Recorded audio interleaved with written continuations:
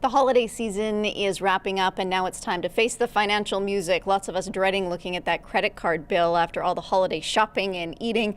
Pamela Meager joins me now. She's an insolvency trustee with MNP. Pamela, how many people overspend at Christmas? I would say most people will overspend over the Christmas holidays trying to ensure that they got a gift for everybody or those last minute pickups. So most people will spend more than they want to at the Christmas rush. A lot of us in the same boat. So when the bills start coming in, what's the first thing that you need to do as you start to look at your financial picture?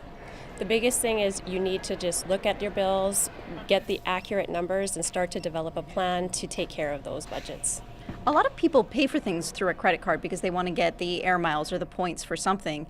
Do you recommend that, or is it better to just pay with a debit card or pay with cash?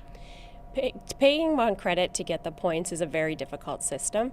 A lot of times you end up paying interest on that. So in fact, you've paid way more for the object that you wanted to purchase on credit. You have to be very disciplined to take advantage of the point system. Is there technology that can help us be better at budgeting when it comes to apps and that kind of thing? Is there anything that helps us be better with our money?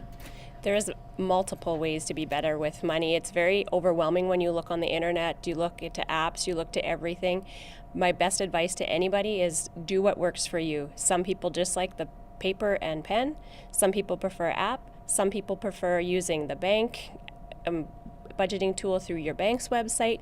Whatever works for people, that's what they need to use. What do you tell people to do when they sit down and decide that they want to set a budget and try and get back on track financially? What's the first thing someone should do? The first thing people need to do, and is often missed, is developing a system to track your spending. Unless you know exactly what you're spending every month, so account for every penny in, penny out, you will develop an unrealistic budget and it will ultimately fail.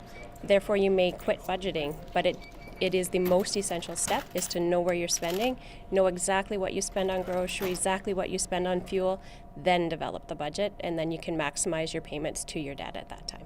I imagine it's common for people to feel like they're the only ones that don't have a good handle on their finances, but really it's common to not know what you spend on groceries and that kind of thing. Is there a sense that people need to get that, hey, this is okay, you just need to learn how to fix it?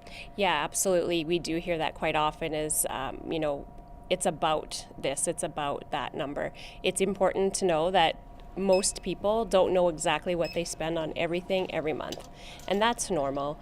But when you're really struggling and cash is tight, it is essential to develop that budget so you can create those emergency funds, that savings account to pay down the debt a little bit quicker. And it's okay to not be perfect at it. No one's perfect. When it comes to paying down debt, is it wise to go and take out a loan to then pay down some of the higher interest credit cards that you might have? Consolidation is a very easy way to get an instant impact to the decrease of your debt. Consolidation loans are very difficult to obtain right now. So if you can't obtain that line of credit with that better interest rate, really look at focusing on those high interest rate credit cards and pay those down the quickest and then get rid of them.